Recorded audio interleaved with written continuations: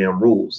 Some of y'all got lied to. Some of y'all got lied to and told that that white folks, because they owe you something, because it's the right thing to do, that they're going to come around one day and they're going to hand you boxes of chocolate cookies and butterscotch kisses and all kinds of opportunities and money and everything else, and it just makes you look stupid. It makes you look stupid because you clearly don't understand that when you talk about racism really is a race. Go watch Dr. Claude Anderson or read Dr. Claude Anderson's work. And Dr. Claude Anderson breaks it down very plainly, very clearly, that when you talk about this race, it's a competition, and in this competition, ain't nobody gonna give you nothing. Ain't nobody gonna, they might owe you something, but even then, it comes down to can you collect? Okay, you tell me I owe you something, but can you make me pay you? If you can't make me pay you, then fuck you. Like, that's literally the attitude that they have towards you. They're literally like, well, you ain't gonna show up and break my legs. I mean, you can't really do nothing. So so you can complain. How about this? Y'all all get together, hold hands, sing "We Shall Overcome," and sit in front of my house, hold the biggest march and biggest rally you possibly can, and we'll just sit and we'll just watch it for entertainment, because we're gonna sit back and laugh at you for the simple fact that you people think that somehow we care enough to do the right thing by you, when everything that we've done has shown you that we're not going to do anything for you. And so I say that because I happen to be marrying a black woman who is an expert on, she's a therapist, so she's an expert on things like abusive relationships. And I asked her one day, if you're smart, you'll listen to a smart black woman. And I listen to a smart black woman every day. I wake up right next to her. And I asked her, I said, babe, it sounds to me like when it comes to us and white folks, it's almost like we're in an abusive relationship. It seems to me that, if you think about an abusive relationship where you have somebody who loves another person, is looking for their acceptance, looking for their approval, looking for their affection, looking for their validation, and the other person just keeps peeing on them. Like, they keep doing an R. Kelly and peeing on them and disrespecting them in every way that they can possibly think of, and sending every signal that they possibly can that they don't love you, but yet you still hold out hope. You still hold out hope. And maybe you hold out hope because your self-esteem is so low, you don't think you can do better by yourself. Maybe you hold out hope because maybe at one point they were nice to you and you think they're going to be nice again if given the right circumstances. Maybe you hold out hope because you keep thinking that it was your fault, that he had to beat me. He only beat me because I didn't bake the cookies right. But next time I'm gonna bake them cookies just right, and he won't have no reason to beat me up. And I think that a lot of times we hold out hope for white supremacy in the exact same sort of way. Like, we really have this weird hope, this weird fantasy that they're gonna just figure it out and say, gosh, we really did you black people wrong. And all they need is for us to just love them enough to love them back into righteous behavior. Like people really think they can love you out of your drug addiction, love you out of your abusiveness, love you out of your ridiculous behavior. And so I said, I said, go down the list of all the signs of an abusive relationship, and let me know if you think that applies to our relationship with white people, because we really love us some white folks. Like, we really are the ultimate white supremacists. And now, why do I bring that up to start the conversation? Well, because I was watching this documentary on PBS. Henry Louis Gates from Harvard was doing the documentary. Now, Gates, I don't think he's all bad. I really don't. I've watched him for a long time. I talked to Cornel West about him for a long time. Me and Cornel were in the car we were together for 7 hours that day in New York City for an event that we had in Brooklyn a few years ago. And I asked him, I said, so tell me, what is your take on Gates? Like, tell me, and we had some private conversations about it that gave me insights. I try to find out facts. I try to understand as opposed to just speculate. And so my conclusion on Gates is that Gates is a guy who has a type of achievement that many of us as black people aspire to. A lot of things that we aim for in terms of assimilation and acceptance, he's achieved those things. And as a result of, his achievement of high levels of assimilation and acceptance, I mean, you don't get much stronger than, in the assimilation pile than when the white folks at Harvard decide that they like you and they want you, on their faculty, right? So that's pretty cool. Good for him. I'm not going to understate that. I'm a scholar too, and I think that that's really great for him. But I think that you have to really stop for a minute from a strategic standpoint as Black people and really ask yourself, is that really working for us as Black folks? And, is that really, I mean, this idea, this fascination with assimilation and symbolism, the celebration of Black people on TV, is that really empowering the community, or is that giving you a bunch of feel-good moments that somehow allow you to continue to hold out hope for white people that one day they're going to create enough jobs and opportunities for all of us?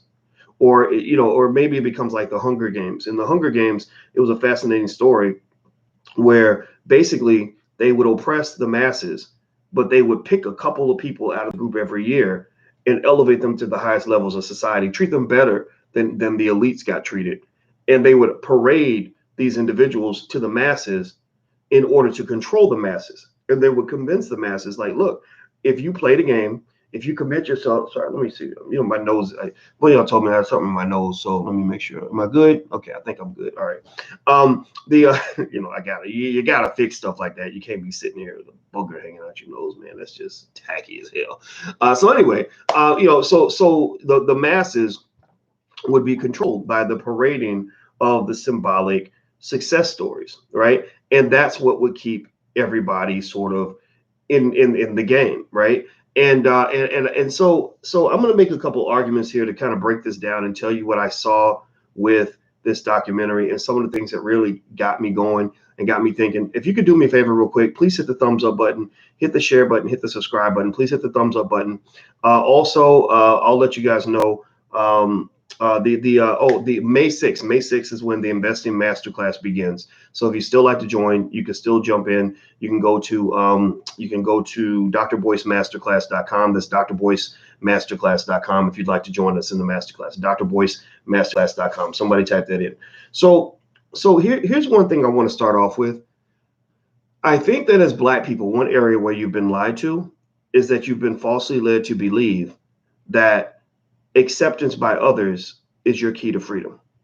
You've been taught to believe that if you get the right education at the right school, get the right job, or if white people put you on TV, that will make you successful and that will make you free, right? Because I watched this Gates documentary, and almost every Black person they celebrated was pretty much somebody who was validated by white America. Had they not been validated by white America, they would not have been on the documentary. I saw, and so these are smart people, but they were validated by white people. Without white people's support, they never would have gotten what they had.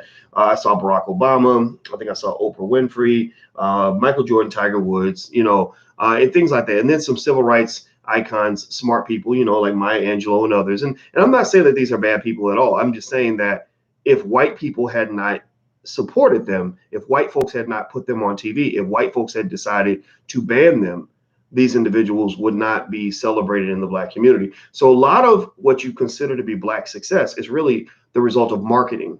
It's a result of white folks marketing a specific kind of person to you and making you feel like, okay, that's an icon. That's somebody that I admire. So I joke with Alicia. I said, if I convinced white people to give me a bunch of money and put me on TV, I said, yeah, he'd probably be blowing my phone up too, because that's what happens. We tend to want to be close to people that we deem to be successful, rich, and powerful, which is fine. But and then he covers some big moments in Black history in a very accurate way. He talked about the LA riots, Hurricane Katrina, Million Man March, the Bill Clinton years and the mass incarceration that the Clinton administration pushed on Black people. Like, he hit a lot of good issues, and I thought it was great. But a lot of those issues also were these sort of very non-essential issues when it comes to Black progress, power, and success. There's conversations about Clarence Thomas getting on the Supreme Court and how all that went down. And I'm not saying that wasn't an issue. I'm not saying that Clarence Thomas is a great guy, but I saw all these conversations. I saw conversations about things like voting rights. I saw the presentation of Barack Obama without at any point questioning the fact that millions of black people feel that Barack Obama did not do a good job as a black president, that he did a good job as a symbolic leader, that he was a great white president. But for in terms of moving the needle on the masses, on the position of the black masses, there's no study, no indicator you can show me that shows a clear adjustment in black life as a result of Obama being elected. So for example, here's an example of what an adjustment would look like. Let's say Obama said, we're going to deal with it. Not to say that he could have done this, right? And this is where the flaws of assimilation come into play. Obama was controlled by the system, right? Obama really wasn't a powerful man. He was only given power as long as white folks decided he would be powerful. They probably got things on him. They probably go and put a scandal on him in a second. It's nothing to go back in a black man's life 20 years and find some girl that he slept with and that doesn't like him and get her to tell a story that will make him look like a rapist. Like, so they could probably pull things out on Obama. Remember, Obama's done things a lot of y'all have never done. Like, Obama's used cocaine, right? He admitted it this much, but usually when somebody admits something this much, that means that it's actually that much. They're admitting just enough so that it becomes a non-issue, so that if you find out more, it's like, oh, well, we already talked about that. Right? So just know, with him, I get the sense that if you really went back into his life, if you really wanted to take him down, if you really wanted to do a Bill Cosby on him, they probably could do that. I really believe that they could. And so he's probably hamstrung on that, but when you talk about moving the needle, what would have moved the needle? Well, FDR moved the needle for white folks when he put out the New Deal. FDR went out and put out a massive stimulus package, similar to what the government just did in response to the virus, where he literally allocated a chunk of government resources to getting the country out of a depression, right? So, or you saw just now, our country committed $3-4 trillion, some crazy amount of money, to getting us out of this depression that we're in now, right? Well, if you really care enough about what's going on with the masses of black people, you can do a stimulus package. Like, you can do an urban Marshall Plan or an urban New Deal where you allocate $1 trillion to elevating, black communities across this country. Like, it's not that hard to do, right? But Obama never pushed for that. But again, that is because he didn't really have the power to. I don't think he had the power to do it. And I think that, and so it doesn't mean you blame him, but what it means is that it says, well, why are you elevating him as this significant person in the community when there are people in the community that are directly linked to the community that are really trying to move the needle, in a very strong and unapologetic sort of way.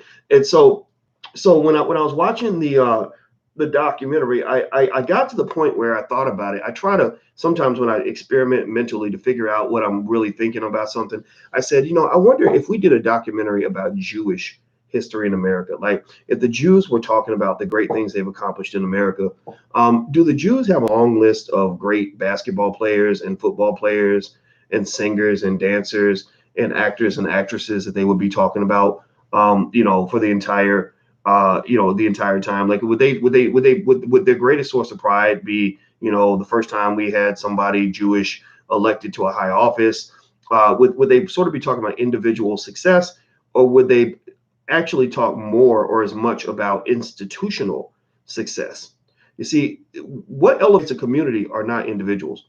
Most of your black celebrities, God bless them, they're cool. I have no issues with these individuals, but most of them are pretty much high paid employees. Right. So you think about the difference between a high paid employee versus somebody who runs a small business. A high paid employee, you might think, oh, well, my cousin is a general manager down at Ford. He can get me a job. Right. Yeah, he could. But he's only going to be able to get you a job if his boss says it's okay. And if he brings you in, he can only bring in a couple of you. He can't bring in the masses. He can't say, I'm going to hire 10,000 black people. He can say, I'm going to hire one.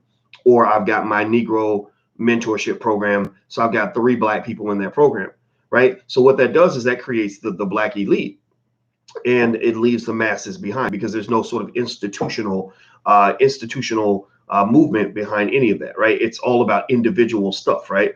Now, imagine if he had a business. Let's say he had a business that was doing 10 million a year in revenue. Well, then he could say, I'm going to go and hire as many black people as I can. So I'm going to hire dozens of people. And I'm also, and I get to make the final decision. And I'm also going to connect with other black business owners to do things in the community that will move the needle in terms of education and success of black people, to encourage and incentivize them to come back into black communities. Right. So, I think that the Jewish community, if the Jewish community was really talking about the great things they've done in this country, they might focus on, for example, the fact that they built Hollywood. Right. They built Hollywood, which was a multi-trillion-dollar industry that employs thousands and thousands and thousands and thousands of people in the Jewish community. I want you to tell me yes or no, yes or no. Can you think of anything? Black people, we make up a much bigger percentage of the population than the Jewish community. We've been here longer than the Jewish community. Name one thing that we built that is even 1/5 as big as Hollywood, that employs 1/5 as many people in our community as they employ in their own. Name one. I mean, we got every damn celebrity on the block. We got all kinds of Negroes on TV. We got all kinds of actors and actresses, and I think I saw Shonda Rhimes, and I saw all these other individuals, and seriously, name one thing. Yes or no? Can you name anything that we have ever done as a collective, as a community, that is on even anywhere near the scale of Hollywood? And that's just one thing that the Jewish community has done, by the way. They've also made tremendous strides in controlling media. A lot of TV networks and things like that are owned by the Jewish community, newspapers, magazines, stuff like that, because they wanted to control the image of their people. And then also they've made tremendous strides in banking. They own a lot of banks. Okay, Tyler Perry Studios does not count, because Tyler Perry showed you very clearly that when he writes a script, he plays all 9 black women in that movie. Tyler Perry literally showed it. Did anybody remember that, when he showed a picture of his writer's room and he said he's the only one in his writer's room? So that means he'll write a script with 9 black women in it, and he'll play every single woman in the damn script. Like that's that again. That gets back to that celebration of individualism, the celebration of that these sort of one-offs. Right? This symbolism. Symbolism does not elevate a community. Institutional frameworks, institutional infrastructure moves a community. And so another thought. Now, by the way, somebody was asking if there's a scholarship to the masterclass. If you are having financial hardship and you want to get in the masterclass, send an email to support@theblackbusinessschool.com, and maybe they can work out a deal or support you in some way. That's support@theblackbusinessschool.com. Maybe they can give you, they can, you tell them about your situation, and we do have some stuff in place. So if you'd like to join the masterclass, and the masterclass, if you want to know more about it, it starts May 6th. It's at drboycemasterclass.com. That's drboycemasterclass.com. Yeah. So basically, you have. I like the word monarchy. It's kind of like an aristocracy kind of thing. Right? You've kind of got the celebration of the black elite. Most of the individuals that are considered part of the black elite are individuals that have been sanctioned by white America. Why do I know that? Well, because if you look at where they get most of their money, they get their money from white people. If you look at where they get most of their power, they get their power from white people. If you look at where they get most of their visibility, they get most of their visibility from white people. Black people might love them, mind you. Like, black people may watch the shows because we too have been sort of indoctrinated into these systems, right? So they'll market a black person, and then black people will love that person and say, "Oh my God, you're an icon. I love you. You're so brilliant." But remember, who's making the final decision? The final decision is not being made by you. I'll give you an example. A Different World. Actually, Daryl Bell from A Different World. He texted me. Yes, I got to text him back. I love Daryl Bell. Daryl Bell played Ron. He played Dwayne Wayne's best friend. Daryl is a smart brother. He's been on this channel. I love him very much. And one thing Daryl and I had a conversation about is, I said, why don't they just bring it back? Like there's so many people out here that love A Different World. Like, they would support it. They would love to see Whitley Gilbert, Dwayne, and they would love to see Dwayne Wayne and Freddie and New Generation and all this stuff. And basically, they can't bring it back. They can't bring it back because they don't own it. Warner Brothers owns A Different World, and Warner Brothers is like, we want to bring back Roseanne, but we don't really want to bring back A Different World. So, and we don't want you to bring it back either. So we're going to just sit it on the shelf and also, oh, and by the way, fuck you. That's another, yeah. So by the way, screw all you black people, because you have no power and you don't know how to get power. So until you get power, we're just pretty much going to do whatever we want, right? And so let me lay out a couple of more things in terms of the documentary. I watched the documentary. Again, this is no disrespect to Henry Louis Gates or the individuals that were on the documentary. I think that there is an argument to at least be aware of some of the white sanctioned black history that's out there, right? White folks, they'll sell you all day on the civil rights movement. White folks will sell you all day on the Barack Obama presidency as being the pinnacle of black achievement, which it is not, by the way.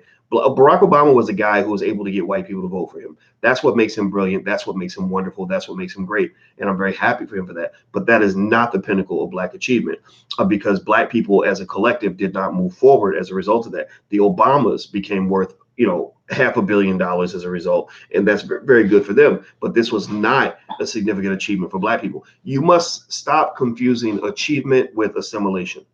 Stop, and I want you to do this, right? When you see somebody, they say, oh my God, this black person accomplished so much. I want you to ask yourself, I want you to say, what did they accomplish exactly? Okay, so they played a sport and white people put them on TV. Okay, that's an accomplishment, that they're good at their sport, and that's really cool. But who's making the final decision, right? If the white man in the back of the room decides to blackball that person, you'll never see them again, right? Or if an actor comes along and they say, oh my God, that's the most accomplished actor. Why are they accomplished? Oh, they got an Academy Award. They got an Oscar. Well, wait, white people created Oscars. They invented Oscars. I read the history of that. We read in the Black Business School, we read this book called How the Jews Invented Hollywood. They pretty much made the Oscars up. They created the Oscars as a way to keep from having to pay their actors and actresses more money. They were like, God, we got to give them something. Like, let's massage their asses and make them feel better about themselves. Let's create these bullshit awards and hand them out, and then it'll feed their ego. So we'd rather feed your ego than feed your bank account, and that's where the Oscars came from. Okay, so you really kind of have to look at it, because I was watching and he was talking about these esteemed, accomplished black people, and he would show them getting some award that was invented by white people, and I would say, I'd be like, wow, you really have made white people into your gods. You've made them into almost like your federal government. You've made them into your dungeon masters, so to speak, your wizards. It's like you've made yourself an actor in a play where the white man wrote the script, right? You've made yourself an actor in a play where a white man wrote the script. And the thing about that, the danger of that, is that if you are an actor in a play where somebody else writes the script, they can write your ass out of the script anytime that they want. They can decide, look, we're going to make sure you're sleeping with the fishes next season, and you're gone, right? There have been many, many so-called black icons that disappeared from existence, disappeared because white folks decided, we don't like this guy anymore. What he's doing is too black, it's too radical, it's getting on our nerves. We're going to get rid of him.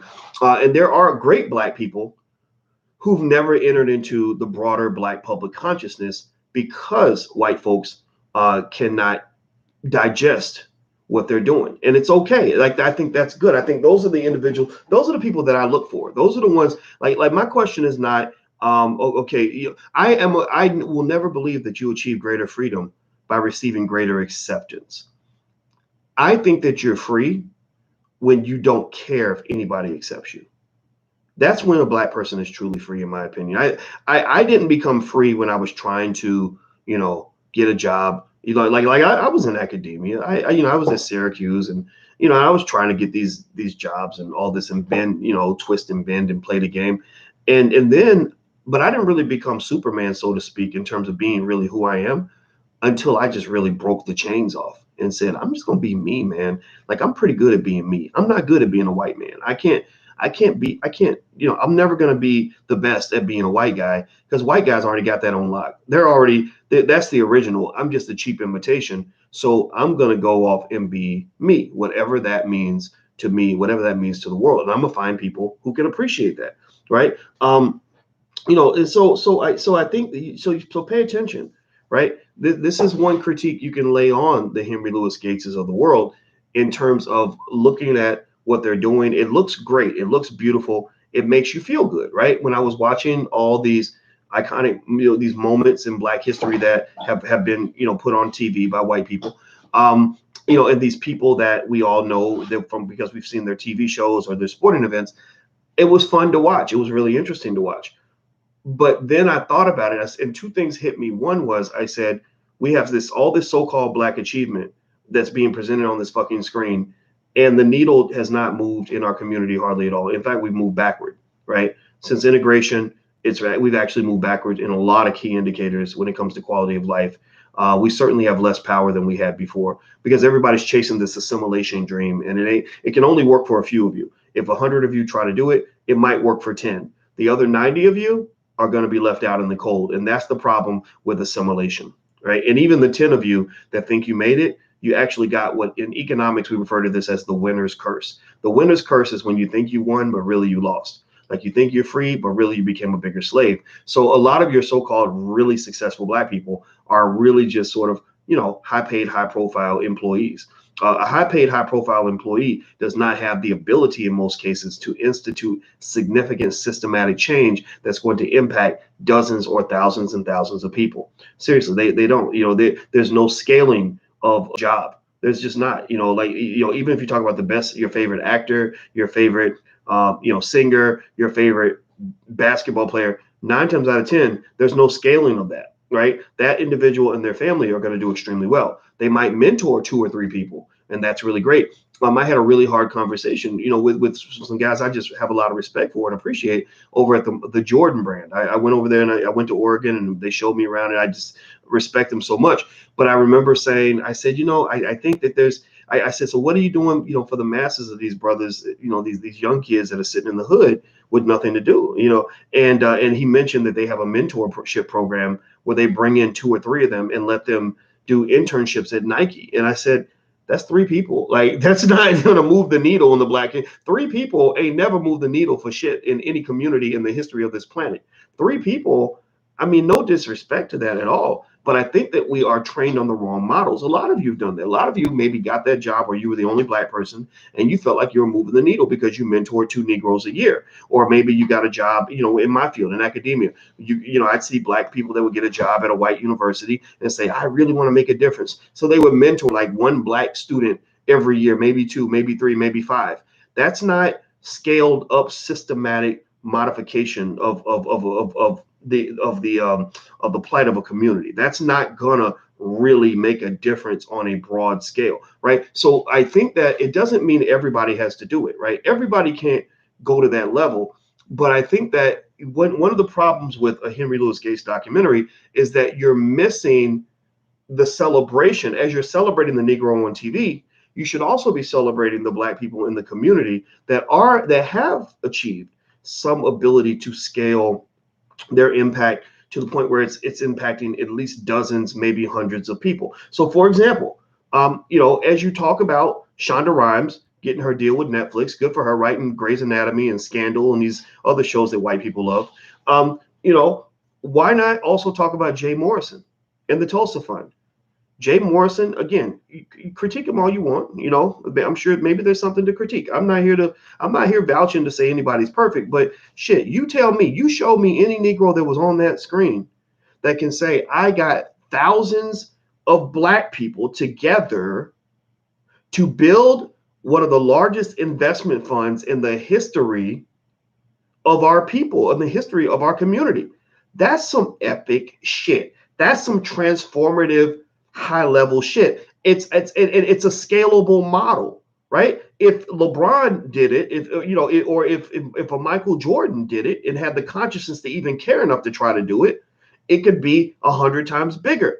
Or maybe if you took a Jay Morrison and you gave him the same respect that you give a Negro who can dunk a goddamn basketball, maybe he could do that. Maybe Jay could then go and take that thing and have 100,000 Black folks in an investment fund that reaches $1 billion, $10 billion, right? Where you can go in and make transformative modifications in a Black community. Like you can go to a city like Baltimore, which I don't give a shit what anybody says. Elijah Cummings, rest in peace. But I'm sorry, when they had that whole debate of whether Baltimore is a shithole, I know a lot. I've been to Baltimore, and there are parts of it that are as beautiful as any place you've ever been. But there are some parts of Baltimore that are shitholes. right? And they ain't gonna change. They're always gonna be shitholes as long as you think that some Democratic congressman is gonna make a difference. They ain't changing shit. They're not changing a damn thing. What's going to change it is if you have something like a Tulsa fund, using that as an example, that comes in with $1 billion in black-owned capital, and capital that has the double bottom line of seeing a profit come in, but also seeing black people win. That's what's going to allow them to go into these really struggling parts of urban communities and really improve them in a significant way, because your heart has to be in the right place. A white man's capitalism will never fix a black man's suffering. Let me say it again. White man's capitalism will never fix the black man's suffering, or the black woman's suffering, or the black family suffering. That's not ever going to work. So I think so. So when you talk about this documentary, this is the bone I would have to pick with a Henry Louis Gates. But then again, I'm not picking a bone with him because that's his documentary. He can do whatever he wants. God bless him. He got this white people thing down. The people at Harvard love him. The PBS people love him, and I think it's good for him. And he has a right to talk about whatever he wants. But I want to talk to those individuals who want to understand what the solution looks like, and just know that this ain't the solution. We can make documentaries like this for the next 1,000 years, and you're not going to see the community move forward as a result of this. All you see are these feel-good injections. It's like heroin being injected in your arm that makes you feel good because you see these iconic people that you love so much. Like, oh, look at the Obamas. I just love their family. Oh my God, those kids are so cute. Oh my God, Sasha's so smart. Look at, oh my God. And I remember when he got elected, that made me feel so good. Like you're sitting there and you're self-medicating. You're self-medicating from your suffering by watching, all these iconic moments and these feel-good scenarios that make you feel better about the misery that your community is going through, right? But also, like the drug addict, once the high comes down, you got to go back to reality. Some other individuals that are notably missing from documentaries like this are people like Dr. Claude Anderson. Dr. Claude Anderson wrote Powernomics. If you don't know about Dr. Claude Anderson, then you don't know anything about Black history. The idea that Dr. Claude Anderson can write a book like Powernomics, that's really insanely committed to the Black community, that is deeply committed to a structured, systemic, collective effort by Black people to achieve real power in America. The fact that a man could write something like that and be ignored in favor of some Negro who was on a TV show tells you where your head is at. It tells you you're losing because you're not even paying attention to the real solutions that exist out here. I mean, it doesn't mean he has to get all the attention. I'm not saying that at all, but I'm just sitting there. You tell me, how is it that you can celebrate, Oprah and Tiger Woods and Barack Obama or whatever, or Shonda Rhimes, but you ain't got nothing to say about a man who wrote a book that puts his name on the level of a Marcus Garvey in terms of laying out a vision for Black power that is on a very, very high level. We got to get on the same page with this. Or if you talk about, again, going back to systemic infrastructure, again, the Jewish community, if they do a documentary about the success of the Jewish people, they're not going to put a bunch of actors and singers and basketball players on the documentary. They're going to talk about their institutions. They're going to talk about the things they did collectively as a community that moved the needle for the whole community. So again, if you're talking about things that are really moving the needle for Black people, why are these elite Negroes completely unaware of things like We Buy Black, where Sharif Abdul Malik, literally as a young student coming out of Howard, who really learned business. You got a lot of business school students at Howard, but they don't know nothing about building a business. A lot of them, not all of them, but a lot of them don't, because they don't teach that at Howard. They don't teach that at a lot of business schools. He went to Howard University. He was a social work major, but he was taught to build a business. And he built a business called We Buy Black. And the business is scaled at a very high level, where he's brought together hundreds of thousands, if not millions, of Black people who are all basically corralling the economic power of the Black dollar and targeting that money like a laser right back into the Black community. If you're part of the Black elite and you're trying to be part of the solution, you should be elevating those initiatives and not apologizing for it. Right? We must, at least as people, learn the difference between symbolism and actual functional modification, functional adjustments. Again, the scaling process. So for example, we were talking about Kanye West being a billionaire. Kanye is in that category. He's celebrated because, a bunch of people gave him a record deal. He goes and raps for white people and he makes a lot of money from that. And he loves to brag about himself. And I don't even fault him for that. You can be as arrogant as you want. I don't care about that stuff. But so okay, I don't give a shit if you're a billionaire if you can't show me 300 black people that are working for you, or I think the number was, I said for every $1 million a year you make, there should be 5 black people that say that they are paying their bills because of you. So that means that if you made $100 million last year, that should be 500 black people in the hood that can say, I pay my bills. Like I made 50,000 or 60,000 or whatever because I work for Mr. West and I work for his organization, right? The fact that he has a high paying job that puts money into his pocket and takes care of his wife and sister-in-laws with their fake booties or whatever, like that doesn't do anything for me. That means nothing to me as a black person when you're talking about what it's really going to take to move the needle. And now maybe Kanye has stuff in mind. Maybe he has a grand vision. Maybe he's not aware. Maybe he hasn't thought about this, right? A lot of us don't think about these things because we're never introduced to these ideas. We're never challenged on this front. But I think you got to look at systematizing. You got to look at scale. That's what's going to be the solution. So I'll give you an example in terms of what I do. I'm not perfect. I am not. I'm trying to get better at this every day. But think about this. I'm sitting here talking to you right now, and I'm talking to thousands of you. So thousands of people who watch this video are going to benefit from whatever's in my brain, right? Now, I could just as easily have stayed at Syracuse University and be talking to 30 kids in the classroom. That's what I used to do, and have 2 black people in there, the ones who can afford to pay $70,000 a year to go to Syracuse. I could have had, big success on a very small scale, right? A lot of us are extraordinary in a very tiny way. And I said, no, if I'm going to be extraordinary, I want to be extraordinary in a very big way. How do I find some way without asking for the white man's permission to reach hundreds and hundreds of thousands of black people? How do we scale this damn thing? I put all this time into getting this PhD and learning all this stuff.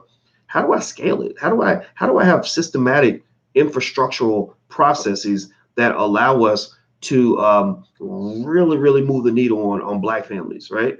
And as a result, I get messages all the time from a lot of you telling me how you're educating your kids different, or your kids, some of y'all got 8-year-olds who know finance at a very advanced level, right? And I'm very proud to say that I was a part of that process, right? And so just think outside the box. Let's let go of this symbolism. Let's let go of this celebration of high paid employees.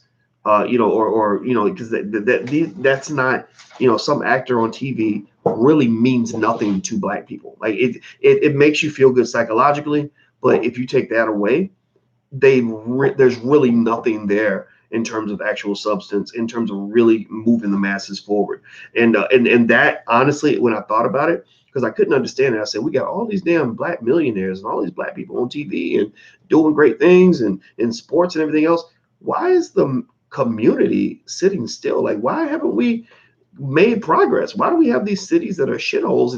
And I believe it's an overcommitment to these damn Democrats. Like, seriously, like sitting around, when I was listening to Obama, he got to the point where he had Obama talking about voting rights. And I'm like, yeah, that makes sense that Democrats will be talking about voting rights because they want to get Negroes to the polls. That's what they got to do. They're like, damn, we can't win if we don't get black people to the polls. So the only thing they'll fight for, think about this, they will never fight for your reparations as hard as they fight for your damn voting rights.